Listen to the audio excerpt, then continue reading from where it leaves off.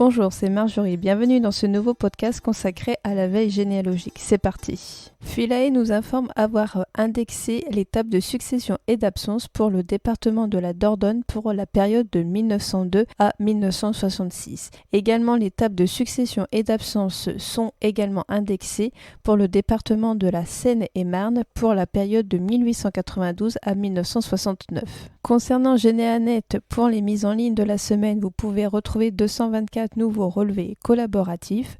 Le fichier INSEE pour décembre 2023 a été mis à jour et également la mise à jour du collection du cercle généalogique de Versailles et des Yvelines et la collection Préfontaine dite Châtelet concernant 2500 nouveaux faire-part.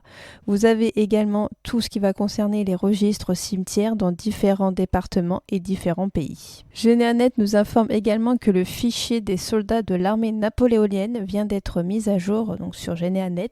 C'est plus de 8000 nouveaux soldats et leurs parents qui ont été relevés par les bénévoles de ce projet.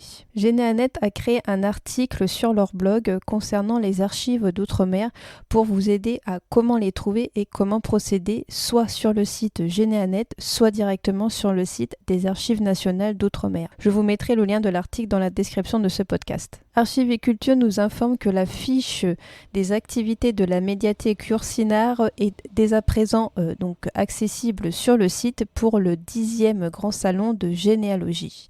Je vous mettrai le lien dans la description de ce podcast. Concernant MyHéritage, ne manquez pas leur prochain webinaire pour tout apprendre sur le moteur de recherche de MyHéritage. Ce prochain webinaire aura lieu le jeudi 25 janvier à 13h. La revue française de généalogie nous informe que le département des Hautes-Alpes vient de mettre en ligne l'état civil pour la période de 1923. Vous pouvez aussi retrouver sur le site des archives départementales du Val-de-Marne la photothèque du Conseil général donc du Val-de-Marne pour la période de 1976 à 1989.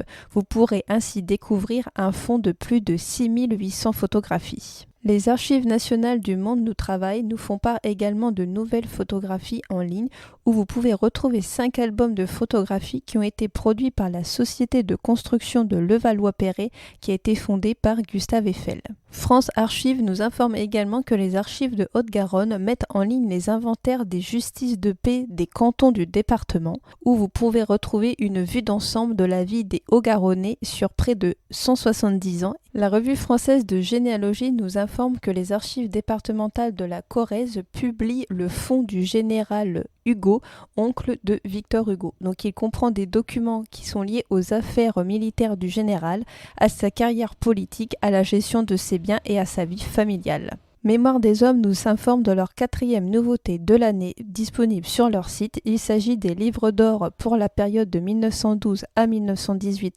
concernant l'école polytechnique, ainsi que les albums photographiques pour la période de 1859 à 1910 également pour l'école polytechnique. Vous pouvez retrouver donc ces deux ouvrages dans la partie recrutement et parcours individuel des hommes des vies. France Archives nous informe que les archives de Caen lancent un appel à la collecte de documents relatifs à la période de 1938 à 1963. Vous avez jusqu'en octobre 2024 pour venir y déposer ou donner vos archives familiales, documents écrits, correspondances, photographies, affiches et objets qui vont permettre d'enrichir et de préserver la mémoire du débarquement et de la libération de la ville de Caen qui a dû subir d'importants bombardements alliés en raison de son intérêt stratégique. L'école des hautes études en sciences sociales nous fait part d'une ressource très intéressante où vous pouvez plonger dans le quotidien commercial d'une ville française des 17 et 18e siècles grâce aux sources proposées sur le nouveau site Factum des métiers. Je vous mettrai le lien du site dans la description de ce podcast. Si vous souhaitez en savoir plus sur la généalogie foncière, vous pouvez retrouver sur le site kervela.biz un article consacré à qu'est-ce que la généalogie foncière.